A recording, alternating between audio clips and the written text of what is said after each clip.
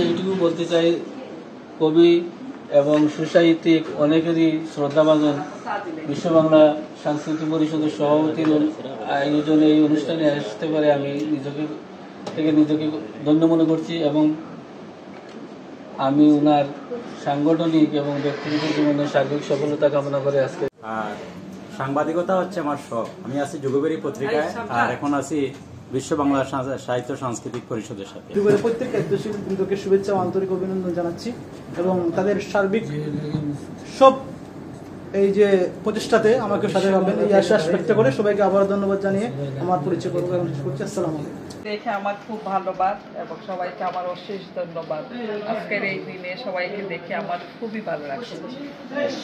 আর বিশ্ব বাংলা সাহিত্য সাংস্কৃতিক পরিষদের আমাদের অনেকেই আজকে আসতে পারেননি বলে আমি দুঃখিত। হয়তো রমজান মাস আর কাজে সবাই ব্যস্ত, তাই। মাহমুদ ফয়সাল, লেখক, প্রকাশক সংগঠন। আর আজকের এই ইফতার মাহফিল বিশ্ব বাংলা সাহিত্য সাংস্কৃতিক পরিষদের পক্ষ থেকে আমাকে দাওয়াত দেওয়ার জন্য সংগঠনের সভাপতি আমার বড় বোন কবি রহনুমা সাব্বির চৌধুরীকে আন্তরিক মোবারকবাদ, অভিনন্দন এবং কৃতজ্ঞতা জানাচ্ছি।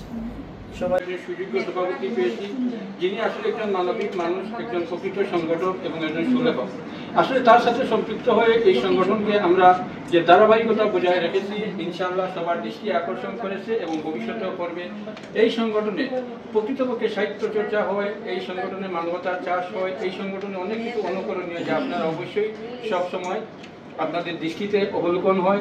আমি আপনাদেরকে আরও আশ্বস্ত করি, আমরা যদি এই সংগঠনের যিনি পরিচালক তাকে যদি আমরা অন্তর থেকে সহযোগিতা করি, তাহলে আমরা আরও বেশি এই সংগঠনকে বিশ্বের দরবারে পৌঁছাতে পারবো, আমরা নতুন কিছু আপনার উপহার দিতে পারবো। আমি রোটারিয়ান তাহমিনা আহাদ রোজি, আমি বিভিন্ন সামাজিক সংগঠনে আছি।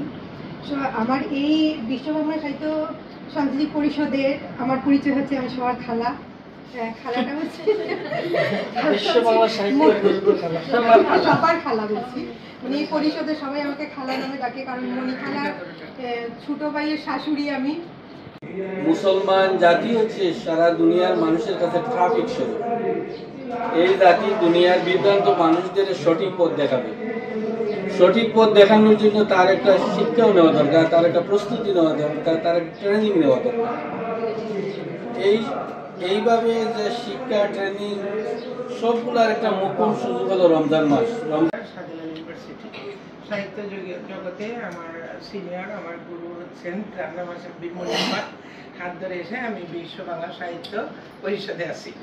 এখন অনেকে কীভাবে জানি না, কবি বা লেখক বলেন আমাকে। লেখালেখির জগতে আছি, যৌথ বই প্রকাশ করতে বা এতটা কোনো কবি বা সাহিত্যিক না। সবার সাথে চলতে ভালো লাগে।